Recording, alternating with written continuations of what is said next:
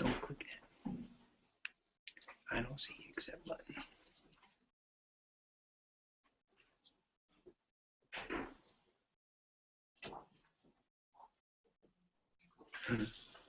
Okay, Arthur, you're on. I guess that we didn't have an accept button. Good morning. This year's theme for the Global Day of Jewish Learning is looking at biblical personalities. The biblical personality that I've chosen is Eliezer, the servant of Abraham. One of the ways we can learn about Eliezer is to look at a passage in the Talmud that deals with the famous city of Sodom, the city of Sodom. So take a look at your source sheets. That's the text that we're going to be looking at.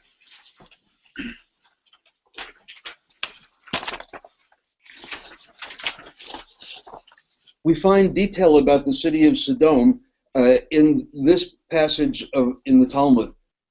There's some material about Sodom. We learn a little bit about Sodom in the Torah, in the Bible, but we don't learn all that much about the city of Sodom. So before we look at the text, let's just think about that city for a moment or two, and can anybody help me to think about what is commonly thought of as the reputation of the city of Sodom?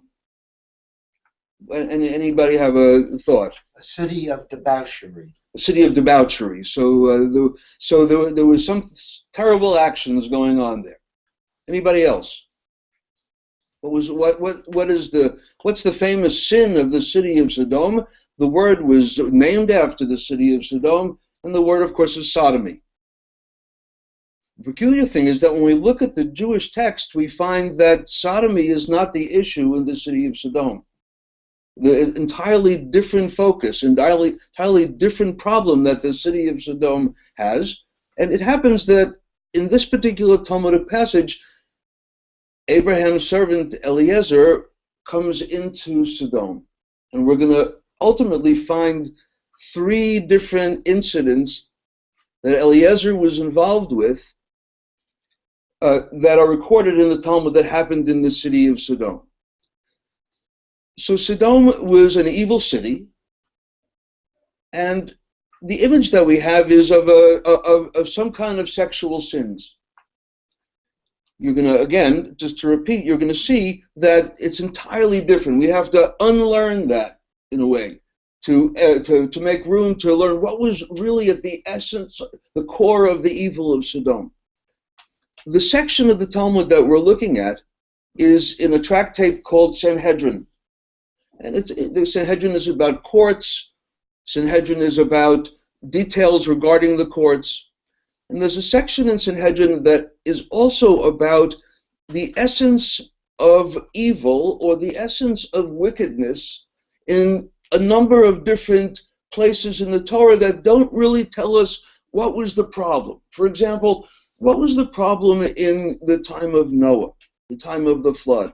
We know that they were wicked, but we don't really have detail about what happened during that. Why was there a flood? The Tower of Babel. We have some idea from the Torah what the problem was, but we really don't know what was the essence of the problem of the Tower of Babel generation. The spies who Moses sent.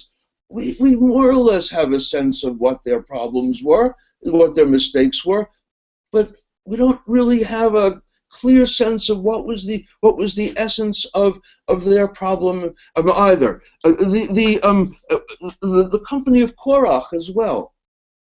You know that group, that there's some problem going on there, and we have some idea from the Torah of what the problem was, but we really don't get to the essence of it in the Torah itself. And the city of Sodom as well. While there are some hints and there are some descriptions in the Torah about the city of Sodom, we don't really get an idea nice and clearly what was the problem. The text is going to show us what the problem of the city of Sodom is. So take a look at the text. This is the Steinsaltz Talmud, translated into English. And if you see on the upper left-hand corner, it says translation and commentary. And the first line begins, the Gemara now describes some more of the wicked practices of the people of Sodom. So I'm jumping into here. The first sentence, this is the Rabbi Steinsaltz's comment. He's making the comment that they're now going to continue with further description about the city of Sodom. So before we look at this further description, for the sake of time, since we just have an hour with each other, let me tell you what's gone on up until this point, and I wrote some notes so I wouldn't leave out anything good.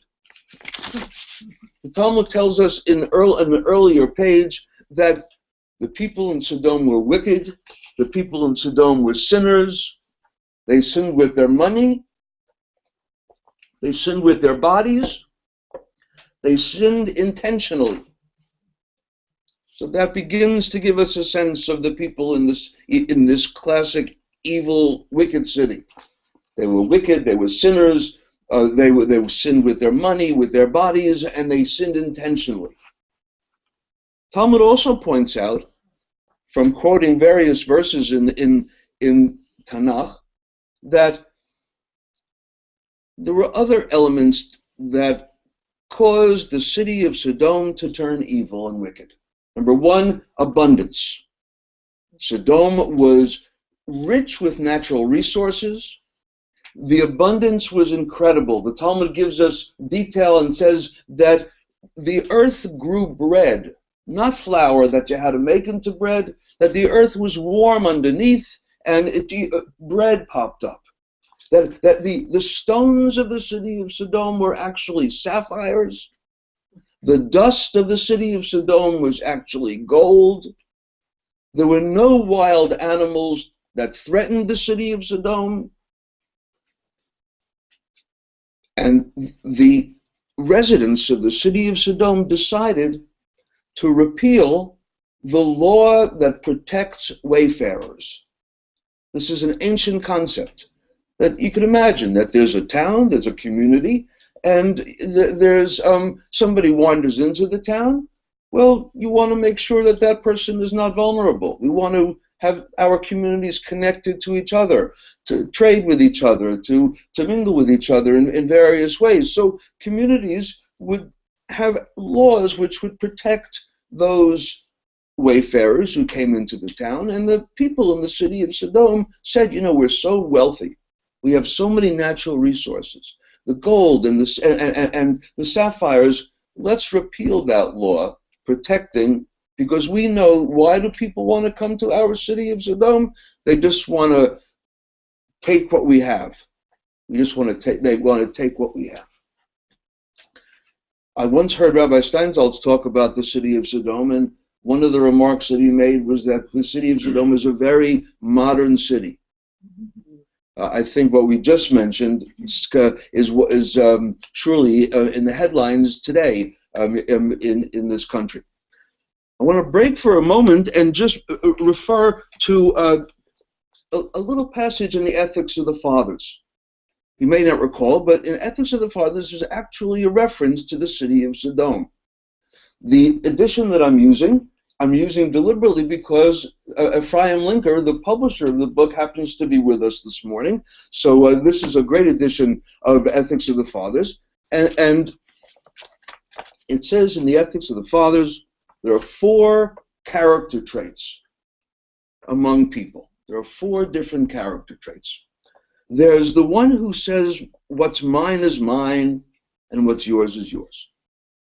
There's the one who says, what's mine is yours, and what's yours is mine. And there's one who says, what's mine is yours, and what's yours is yours. And then there's one who says, what is yours is mine, and what's mine is mine. And I just read half of each line because the other half informs us of the point of view of our sages regarding each of these stances. For example, the person who says what's mine is yours and what yours is mine, the Talmud calls them ignoramuses. There's something wrong. If they think that what's mine is yours and yours is mine, that's crazy. The person who says what's mine is yours and what's yours is yours, This is the pious person. The person who has no attachment to things as being his. What's mine is yours, and what's yours is yours. This is the tzaddik. This is the pious person. The one who says, what's yours is mine, and what's mine is mine, that's the wicked person. So the fourth one is the one that's remarkable. What's mine is mine, and what's yours is yours. The Talmud says, Pirkei Avot says, this is the average type of person. The person who says, what's mine is mine, what's yours is yours. This is the average type of person. In the manner of the people of Sodom. In the manner of the people of Sodom. So let's just leave that for a moment on the table, and we'll come back to it and see what's that all about in the Mishnah, in this Pirkei Avot, saying that what's mine is mine and what's yours is yours. It's not evil. It's not a tzaddik. It's not crazy. It's average. It's what the people of Sodom do. So with that as a reference, let's now go to the text. And we're going to look now at some additional things about the city of Sodom. And in a few moments, Abraham's servant Eliezer will wander into the city. Top of the page. The Gemara now describes some more of the wicked practices of the people of Sodom. They said, someone who has one ox may graze the city's flock for one day. Someone who does not have any oxen must graze the city's animals for 2 days. Does that make sense to anybody here in the room? I don't have an ox, so I have to, it's a nice cooperative system. We have co-ops, and we know that, I have an ox and you have an ox. They need to be grazed. Let's assign days, and one day I'll do it, and one day you do it, and that's fine. It makes sense. But the Gemara is saying that if someone has an ox, he grazes it for 1 day. If you don't have an ox, if you don't plug into the system, then you have to do it for 2 days. So we're beginning to see what's wrong. The city of Sodom's got some crazy laws, and some crazy ways of looking at things, taking advantage of certain people. Because it goes on, it was there, the Talmud says, it was related that a certain orphan, the son of a widow, was once given the city's oxen to graze. He went and took them and killed them. He then said to the owners of the oxen, anyone who has one hide, I beg your pardon, anyone who has one ox may take one hide. Anyone who did not have any oxen may take 2 hides. So the animals, you killed them all, so you can take the hides off. If you brought 1 ox this morning, you can take 1 ox. If you didn't bring any, then you 1 hide of an ox. If you didn't bring any, then you can take 2. The owners of the oxen protested and said to him, what's the meaning of this? The orphan said to them, the logic at the end is like the logic at the beginning. Just like the logic at the beginning, someone who has 1 ox must graze the city's oxen for 1 day, while he does not have any oxen must graze those animals for 2 days, so too the logic at the end. Anyone who has 1 ox may take 1 hide, and anyone who did not have any oxen may take 2 hides. So here you have this boy, this orphan son of a widow, who, what is he doing? He's taking the system and working it against itself, trying to work it against itself by using the same crazy logic. Another law was passed in Sodom. Someone who crosses a river by ferry must pay 1 zuz. Now, one of the questions that one might have when studying such a text is, how much is a zuz? What does it mean, a 1 zuz? Is this a lot of money, a little money? It's one of the times when Rabbi Steinsaltz's reference book, a reference guide to the Talmud, answers that question for me. Because in the reference guide, one of the sections is called Talmudic Weights and Measures. So it will, like an almanac, it can give me what it is. And the rabbi points out that a peruta, which is the smallest, is equivalent to a penny, an American penny today. and that a zuz is 192 peruta. So it's like $1.92 is one zuz. Is more or less what is being said there, just as a technical point. Someone who fords the river and does not cross by ferry must pay 2 zuz. There's the same kind of crazy logic in a way. If I go by ferry, I have to pay the ferry for the fare. If I don't go by ferry, I have to pay twice the fare. Another wicked practice prevailed in Sodom.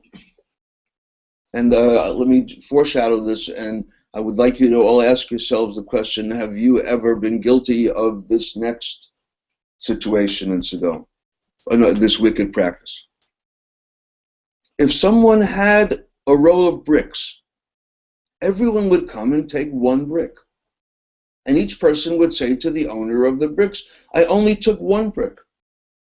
But all of the bricks, I only took one, but all of, let me say it again, I beg your pardon. If someone had a row of bricks, everyone would come and take one brick, and each person would say to the owner of the bricks, I only took one brick. But all of the bricks would be taken, because if everybody would do that. And similarly, if someone spread out garlic or onions to dry, everyone would come and take one garlic or an onion and would say to the owner, I only took one, but all the garlic or onions would be taken. So, true confessions, is there anybody willing to point out a time in their distant past that they've repented already of when this might have been something you did? Did you ever take a cherry from the supermarket and taste one little cherry? I every time I go to the supermarket, I see that happening. It's only one little cherry. But if everybody did that, by the end of the day, I wonder how many cherries would be left there. And any other examples? Cut ahead of one car getting off the parkway. Oh. Cutting ahead of a car getting off the parkway. Yeah, and so you're driving along and you're cutting ahead of somebody who gets off, and so in what way is that the same? Everybody cuts ahead one car. So everybody does. Beautiful. Thank you. Excellent. I can't tell you what I think about when that happens, and so even the thought is a sin there. Anybody else have an example? Another example that's very common, or used to be very common, is the child goes to college and drives there, and when the child gets there, they call collect.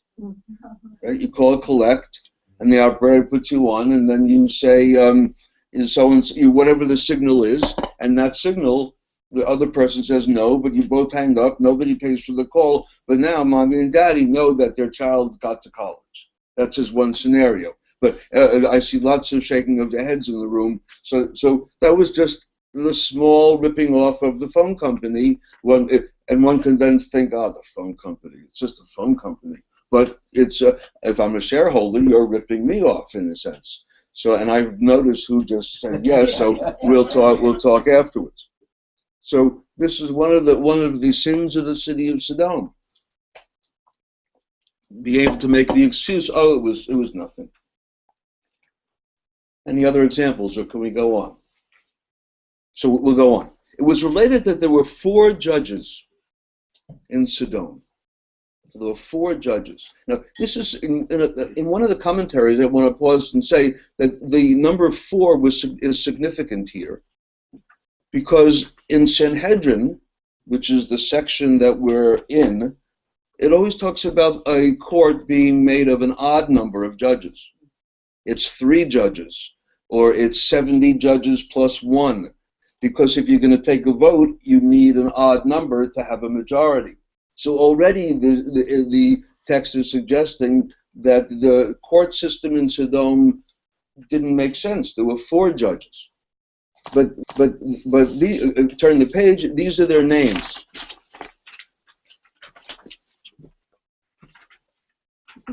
So Shakre, Shakrure. Let's see how Safai and Matz le dina. The English is not easier to pronounce. Liar is easy, but prevaricator, forger, perverter of justice. What's a prevaricator? A liar. So the commentary says that the difference between liar and prevaricator, those first two, is a little liar and a big liar. So those were the names of the judges. All rise, Judge Big Liar is about to enter the court. The edicts that they issued included the following. If someone strikes a man's wife and causes her to miscarry, they say to the woman's husband, hand your wife over to the assailant so that he can impregnate her for you. I mean, after all, right, he killed the baby, he's got to replace it. Doesn't that make sense to you? If someone cuts off the ear of another person's ass, they say to the ass's owner, hand the ass over to the one who caused the damage until the ears grow in again. Right, so I cut the ear of your animal off. And what happens? You give me the animal, and I'll give it back to you when the ear grows back. In the meantime, I get to use the animal, and et cetera, but that's what the law was. If someone injured another person, they say to the victim, pay your assailant a fee, for he bled you. Right? This was a way of healing, to bleed a person. And he deserves to be paid for his services. Right? So somebody hits you and you start bleeding. This is a therapeutic value. If someone crosses a river by ferry, he must pay 4 zuz. If he crosses in the water, he must pay 8 zuz.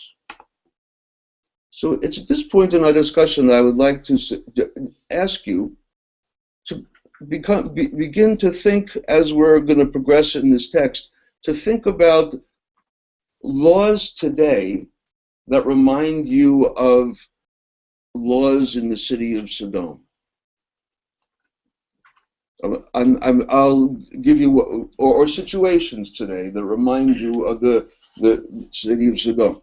I'll give you one, and then we're going to come back to it, so think it through. But the one that I think of is when you hear the case of the person who is getting public assistance, and it doesn't pay for that person to go to work.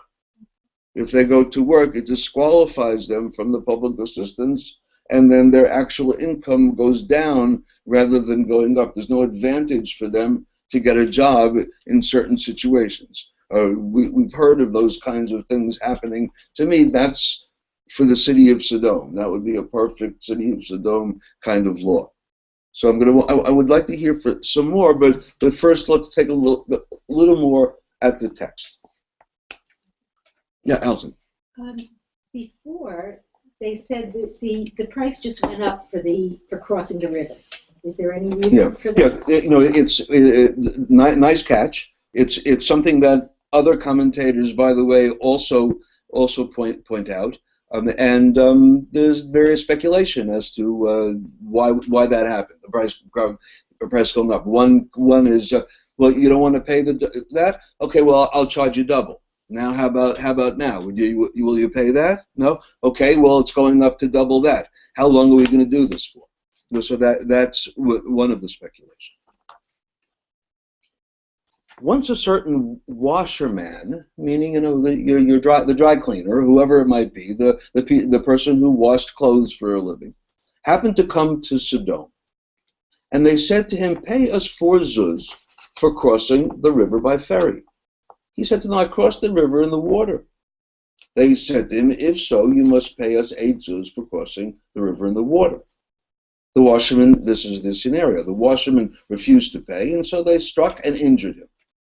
He came before a judge, demanding compensation, but the judge said to him, "Pay your assailant a fee, for he bled you, and deserves to be paid for his services, and pay another 8 zuz for crossing the river in the water."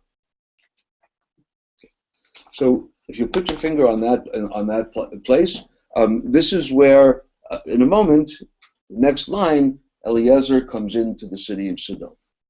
Let's pause for a moment and just think and discuss a little bit. What do we know about Eliezer to begin with? What do we know? We know that he is an example of someone in the Torah who we don't get that much information about. In fact, perhaps the greatest thing that Eliezer did, he did, and he's not even named. It just simply says that Abraham sent his servant to find a wife for Isaac. Doesn't even say what his name was. We know earlier that Avram, before he became Avraham, his main servant was Eliezer from Damascus. And when he is sent on the mission to find a wife for his son, not even named. When I think of the servant not being named, one of my images is that if you are a complete servant, your name doesn't matter. If you're a complete messenger, then it's not you. You let yourself, you open and become a channel through which, a vehicle through which that expression can be made. So that intimate relationship between a student and a teacher, or the ultimate relationship of each of us to God, is one where we almost want to get rid of our name, in the sense of my will and thy will being one. So Eliezer, in going on this mission, the mission had nothing to do with him. He had an assignment, and he went to do this assignment, and he was able to let go of his own ego and his own self-interests and just do that mission. What else do we know about Eliezer? Well, he was perceptive about character. We hope he was perceptive about character. It looks like he was, because Rebecca was a good catch. And was he the first shadchan in the Bible? Yeah, we wonder if he was the first shadchan in the Bible. It's just to stay on your first point for a second. Imagine, I think about it when I encounter the story. Imagine sending somebody to find a spouse for your child. You'd want to think that this person is a really good judge of character. It's interesting to note that in the literary world, there's a character who is the servant as almost an archetype character, and very different from Eliezer. The archetype servant in other world literature is often a sneaky servant, a servant that really wants to take over from the master. Sometimes it's a trickster, but a trickster in the negative sense of underhanded servant. On the contrary, in this case, Eliezer must have been the superb example. Yes, please. Just picking up from what you said, because I also think that before Abraham had children, and when God says to him, "You'll have children," he says, "I have no children. My servant will inherit from me." So Eliezer would have been the inheritor of all of Abraham's wealth had he not had Isaac, and yet it seems that he's acting sort of against his own not even just nullifying himself, but acting against his own self-interest in wanting to, marry Isaac off and therefore perpetuate this lineage that by definition means he's getting cut out. Yeah, if Eliezer actually heard Abraham say, "I have no children, everything's going to go to Eliezer," then Eliezer has less reason to find some competition as the heir of that. Really gives a strong sense of Eliezer's integrity and that Abraham could trust him. He also accompanied Abraham to for the Akedah. Was he the servant? Same. Also, the servant there is Eliezer. And Machnaz? He asks for a sign. He asks to be shown a sign because he wants to do. It's so genuine. Wants to do such a great job that he kind of almost doesn't trust his own perception, and Very he nice. asks that is a sign that shows him. So when Eliezer is going off to find a wife for Abraham, he probably has good judgment, but at the same time that he has good judgment, he would prefer it if there was some kind of divination going on, some kind of a sign from above, or that this is the woman who I should choose. So let's now go back to the text and see what it is that Eliezer is encountering in Sodom. One question that the commentators ask, by the way, is why was Eliezer going to Sodom in the first place? What was his business there? And one commentator said that he was collecting a bill, that he was collecting an unpaid bill. That becomes relevant in a moment, but we're not clear as to why he goes into the city of Sodom. So the text says,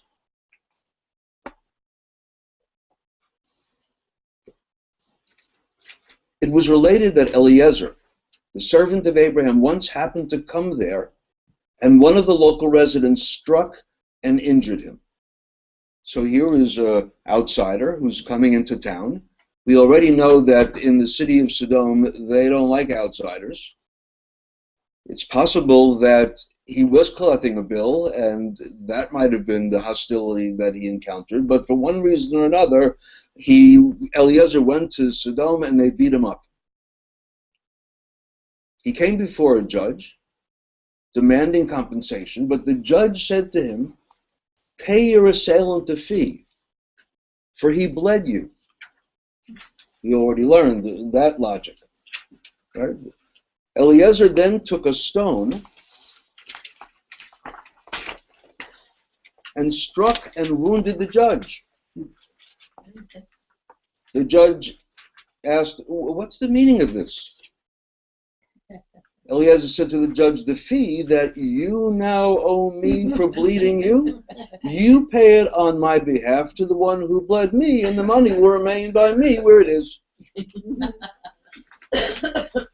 So we're learning something else about Eliezer. A little reciprocity, and thank you. And he's a clever guy. And he's not going to participate in this nonsense. Yeah, I can.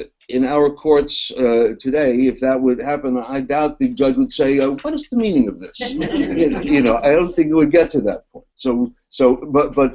But reciprocity.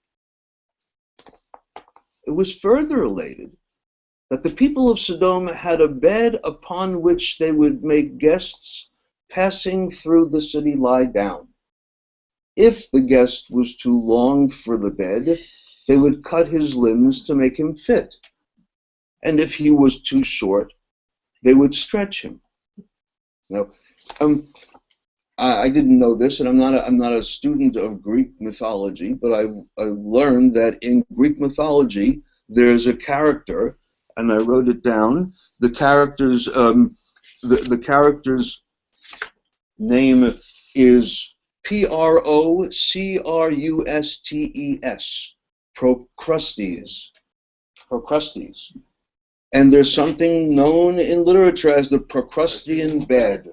Vin, do you know anything? But you've heard the term as a term. So what is the Procrustean bed? It's a bed in Greek mythology. This character, who is from Attica, by the way, this character had such a bed, and he was a torturer.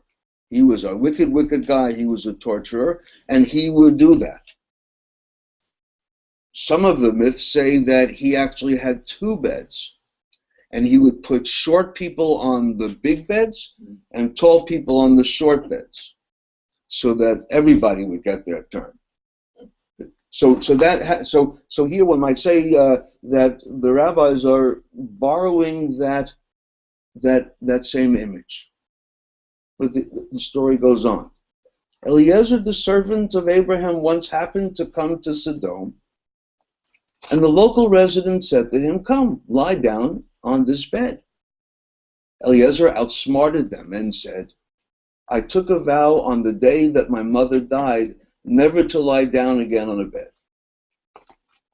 Now, one might say, he got away with that? He comes to Sodom, and that's what they do to outsiders, and he said, no, this was not a totally lawless community. They had laws. They had lots of laws. And as it is in Jewish tradition, apparently it was there also, that when somebody makes a vow, it's real in the world. It's real. We say, for example, I'll see you tomorrow. Beli neder. Neder is a vow, meaning to say, I'll see you tomorrow, but I'm not making a vow.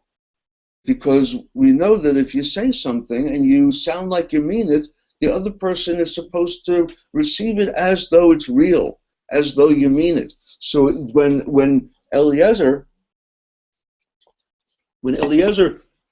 says look, I made a vow when my mother died that I'm never going to sleep in a bed again.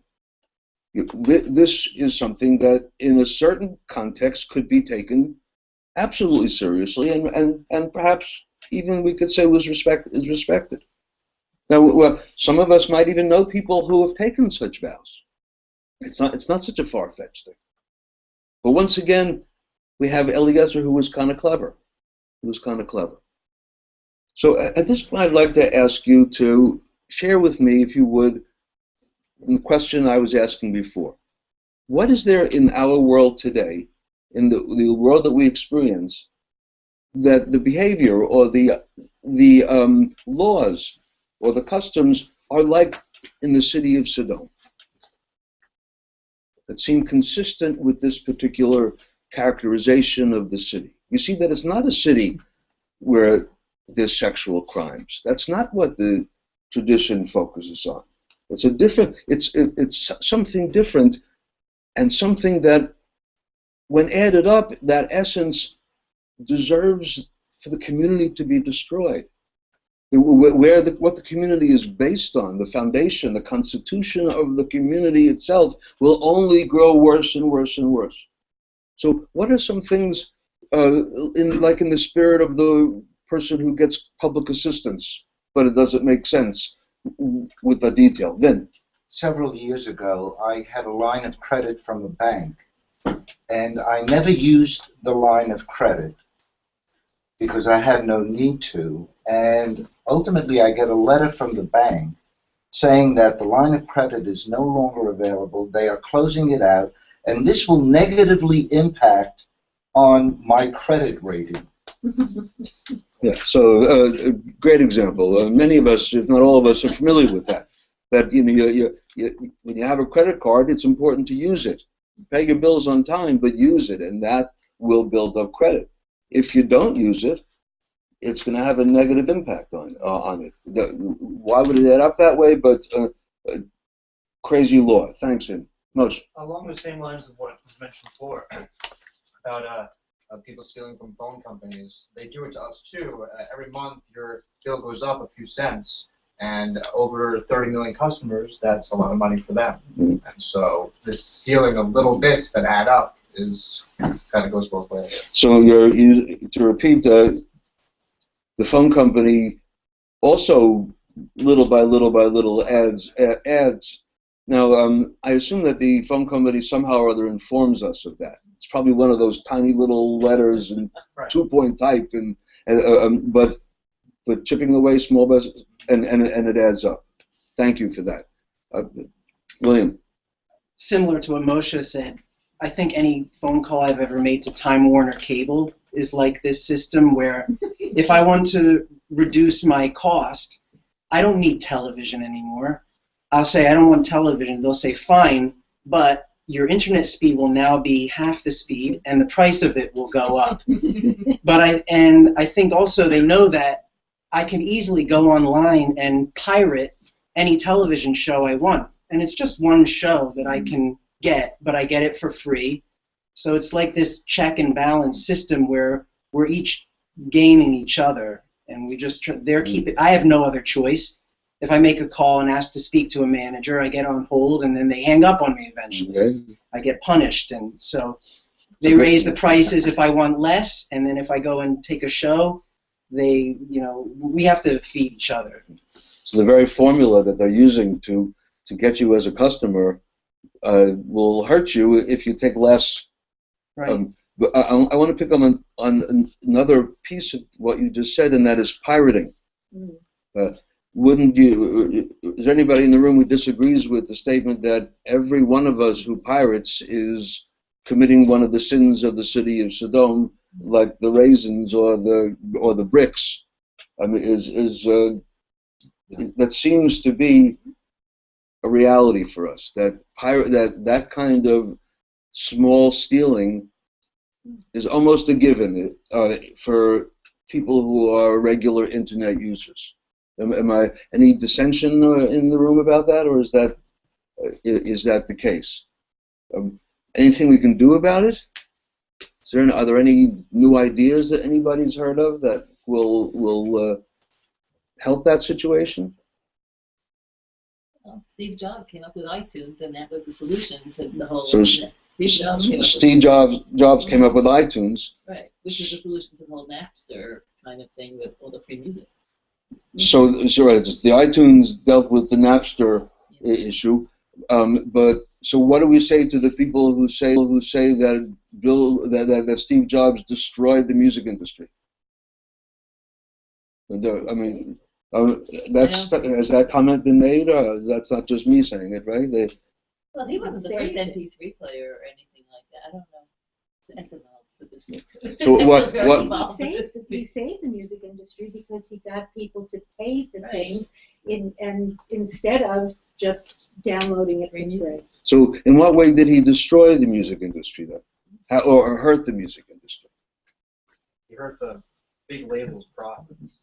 They were making a lot more money on CD sales in the 90s than they are on MP3 sales this day. So he cut into the profits of the big labels, which ultimately cut into the profits of the musicians, some of whom are the ones who were saying that Steve Jobs destroyed the industry. So it depends what the contract was like. It depends on what their contract was like, yes. But it's because we can buy single songs rather than having to buy a whole album when there are some things that are thrown in there that you wouldn't want to listen to anyway. So you can pay, $2 for the 2 songs you want and not pay the $20 for the full. Yeah, for the consumer, there's been lots of advantages. I think that this description of the city of Sodom in part describes to me that sometimes I'm stealing and I don't even think about that it's stealing. Sometimes it's so part of the culture or part of. Please. A different example. Yeah. Maybe goes too far afield. But just reading, I read in the notes here that they charge you double if you walk in the water because they assume that you must be smuggling. It must be something nefarious about you.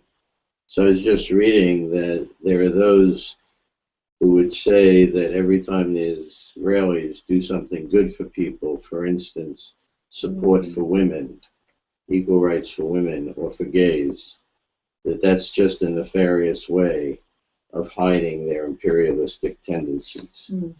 And so therefore we must oppose, that's even a double sin on the part of the Israelis.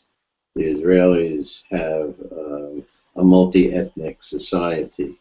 That's yet another example of them just trying to smuggle something under the water. And so that to me seems very Sodom-like. Very Sodom-like, yes. Of the attackers. Yeah. To take what seems like an innocent enough walking through the water turns it into something evil, something.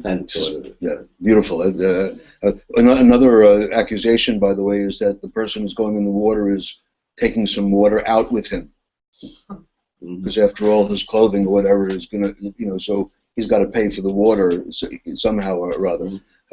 Thank you for the other one. How something innocent, something neutral or innocent, it can be corrupted into something. Yes. Well, I think there's an irony in that. I think people who have lower incomes pay higher interest rates on all sorts of things. people who have lower income pay higher interest rates. So it reminds me of this Zuzan thing, you don't, so there's something about it that's, the picture isn't quite right. Educate me a little bit. How does... I think like the worse your credit rating, which sometimes is you just don't pay your bills, but sometimes you just don't have a lot of money, or you don't have good credit because you don't have, robust finance.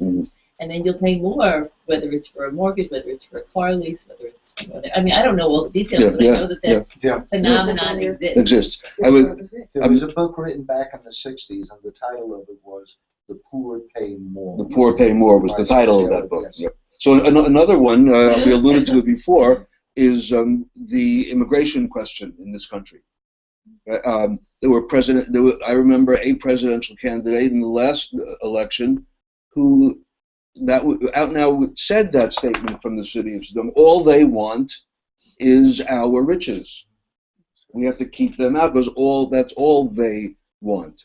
And that's isn't President Obama making that his biggest issue perhaps for the remainder of his term in office? So very Sodom-like coming out there. Any other examples? Other examples? We may come back and have another chance for this, but let's go back to the text and see the next episode with Eliezer in Sodom.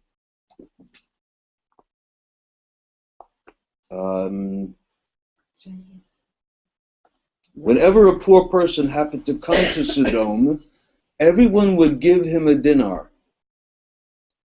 And so another amount of money that we would look up and see how much. And each of the donors would write his name on the coin that he gave. But after they provided the pauper with money, nobody would give him any bread for it, and the poor person would starve to death. After the pauper died, everyone would come and take back his dinar. The people of Sodom also agreed among the... that's the next one. Let's just stop there. So they fulfilled the mitzvah of giving tzedakah.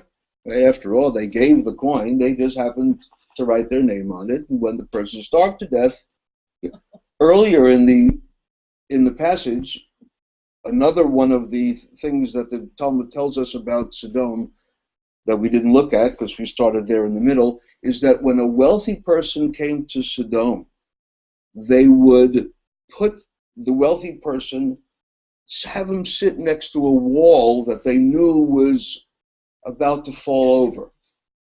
So, it was an issue back then of dilapidated buildings and buildings that didn't have good foundations and so forth. They didn't have didn't have those laws, so they would put a person it would fall on them, and they would take the money.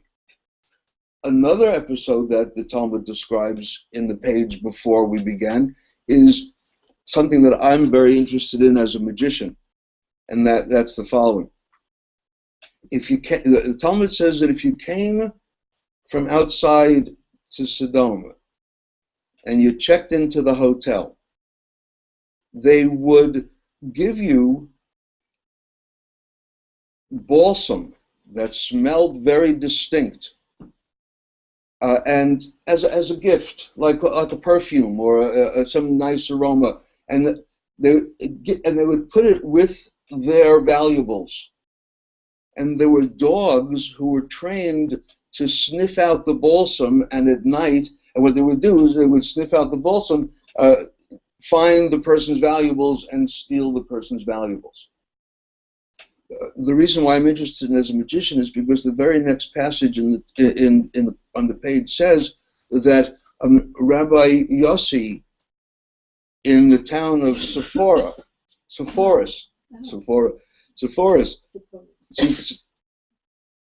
he gave a lecture on that incident, on that way that the people of Sodom would steal money. In the synagogue, he gave a lecture. This is one of the things they did. They seemed like they were giving him a gift of this sweet-smelling stuff. In fact, they were just locating where it was. And Rabbi Yossi gave the lecture. And in that town, the Talmud says that night there were 300 break-ins. That the people who were listening to this thought, hey, that's a very good idea. And they went out and did it, did the same thing. They then complained to Rabbi Yossi and said, Rabbi Yossi, why did you teach those people? And Rabbi Yossi, by the way, was in that community. He wasn't a stranger, and he just had no idea that the people who he was teaching would take that and use it for something negative rather than something positive. And we who do magic tricks are always concerned with people who take magic tricks, learn them, and then do something negative with them, like claim that they have special powers or whatever it is. So now let's go to the... So we shouldn't learn from the people of Sodom. That's right. So the Talmud is saying, in a way, now that we've given you all these good ideas, we're not giving them to you so that you can use them. And thank you for that comment also, because it reminds me that there's a lot of humor in this story, in this whole passage. A lot of things that are, are satirical and just plain humorous. And watch this last one.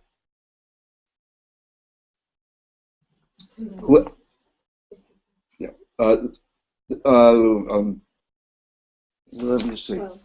Yes, 12. Oh, sorry, the people of Sodom. Thank you. The people of Sodom. It's rule number 12, 12 there. The people of Sodom also agreed among themselves as follows: whoever invites a stranger to a wedding will be publicly humiliated and have his cloak removed, which means they'll take his clothes off. If you go a stranger and you go to a wedding, they're going to take your clothes off. Now, I'll tell you that I've been to lots of weddings where I wasn't invited. In Borough Park, in the Hasidic community, when there's a big wedding, everyone's invited. And you go and very much like Avraham, the open tent, and you're welcome. Not in Sodom. If there was a wedding in Sodom, if you weren't welcome. The person who invites them was going to be him. Person who invites. Yeah, but so I beg your pardon. That's right. It's the person who does the invitation who's going to. So the inspiration for not inviting anybody is, if you do, we're going to strip you naked.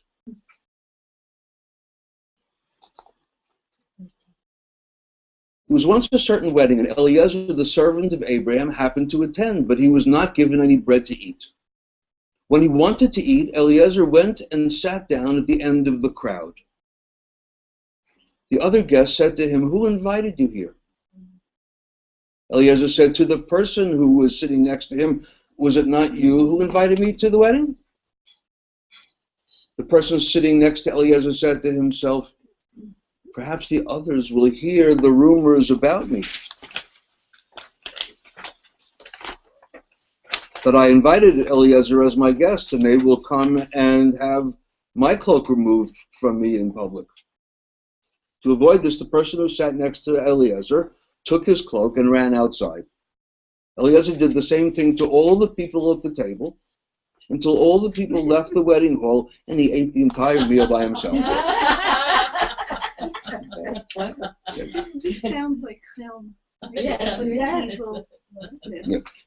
So let's dwell on that for a second, Melissa. I appreciate your comment.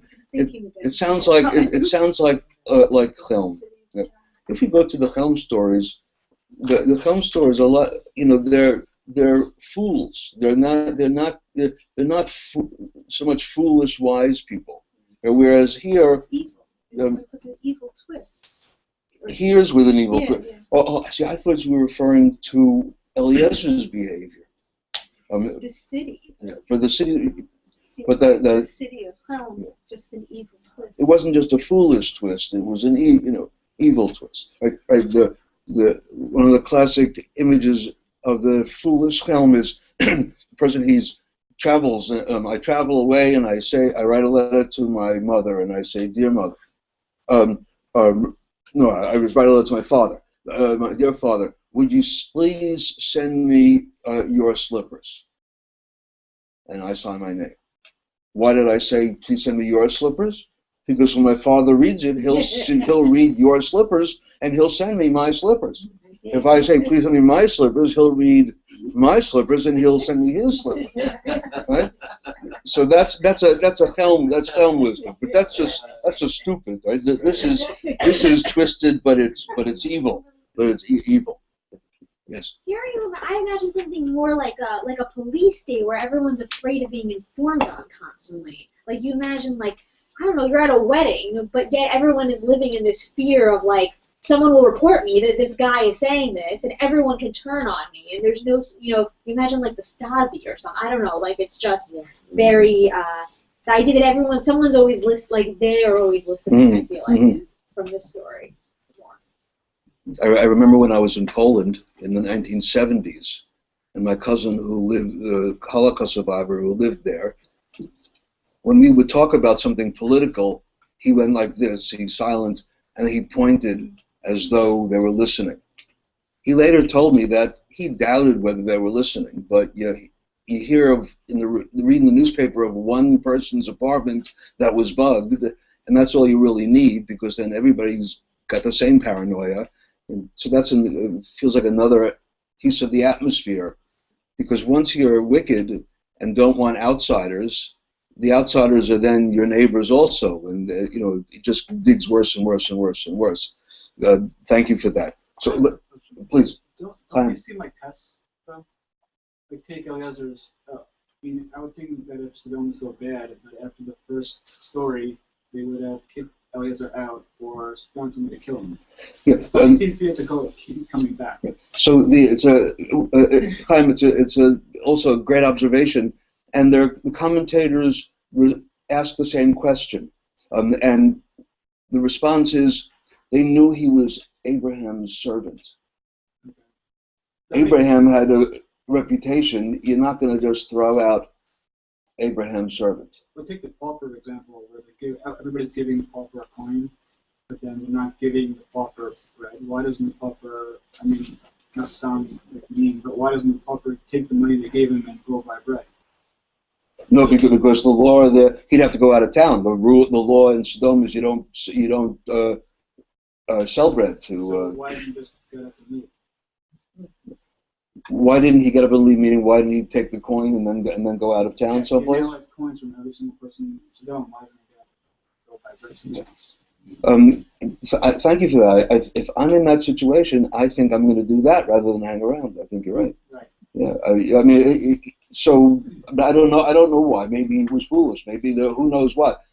Well, it's a good. The question is a good moment to remind us that the stories in the Talmud contain wisdom, that we crack open and we find the wisdom in it. Not that it's illegitimate to ask all of these kinds of questions. On the contrary, why didn't he?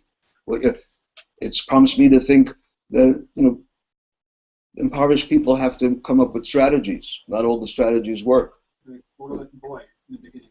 The boy who killed all the oxen, and he somehow didn't let people with many oxen get what they were due. Yeah, you wonder how he got away with that. Yeah, what happened to him? Yeah, what happened to him is, so we can talk about what happens to the person who, Thomas Jefferson said, when there's a law that's unjust, you have to fight it, right? But what happens if you fight it? Who knows what happened to that boy? Right, but it seems like we're telling a story, so somehow that story is getting out about the people of Sodom. So maybe these are all tests so that only the best, the smartest, will be able to stay. No, so in each case, it's kind of weeding them out and weeding them out. So that's what it sounds like from just very interesting. So let's try to explore that a little bit more later. I want to just finish up where we're just about finished, but with the very last piece here. It's the most dramatic part of it. It ends the discussion about Sodom, and you'll remember it from the Torah. Remember in the Torah, what did it say? It says that the city of Sodom was destroyed because why? Because God heard the cry. So now we're going to see what was the cry. It was once further related that once there was a certain girl in Sodom who carried bread out to a poor person in a pitcher so that nobody would see her charitable act. But the matter nevertheless became known. The people of Sodom decided to punish her. Right? So she had compassion for a poor person, and in a pitcher she smuggled out some bread. I think your comment about what happened to that little boy is going to be informed by this. People decided to punish her, so they smeared her with honey and placed her on the top of the city's wall. Wasps came and stung her until she died. And this is the meaning of the verse that states, and the Lord said, because the cry of Sodom and Gomorrah is great. Rabbi Yehuda said, the word great intimates that God decreed the destruction of the cities of Sodom and Gomorrah because of the matter of the girl who was put to death on account of an act of loving kindness that she had performed. So next time you see that verse in the Torah, that God heard the cry, now, for better or for worse, we know what that cry was. It was the cry of this girl who was trying to be helped by some other girl, a person trying to be helped by this girl who had to smuggle it out. And so what happened to that little boy, I don't know, but we know what happened to this person. And this rounds out, I would say, the picture of Sodom. So I hope that this morning we got a little bit of a glimpse into the city of Sodom and Eliezer, the beloved and loyal servant of Abraham. It's because Rabbi Steinsaltz has translated the Talmud and included his commentary that you and I are able to do this together. That Rabbi Steinsaltz's idea, let my people know, is not just a cute idea, a cute phrase. It's really a prescription. Let my people know. Go find out for yourself. Here, don't let somebody else tell you what Judaism is. Go find out for yourself. Here's the Talmud. This is what our ancestors have been studying since time immemorial. Let's participate in that also. It's because of Rabbi Steinsaltz that we're able to do that in our generation. So once again, thank you all for being here, and see you next time.